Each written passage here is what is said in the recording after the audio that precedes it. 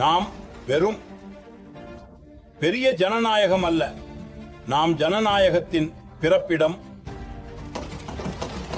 நான் இதை சொல்கிறேன், எனக்கு 3 மகா புருஷர்களின் மேற்கோள்களை இந்த சபையின் முன்னிலையில் வழங்க விரும்புகிறேன்.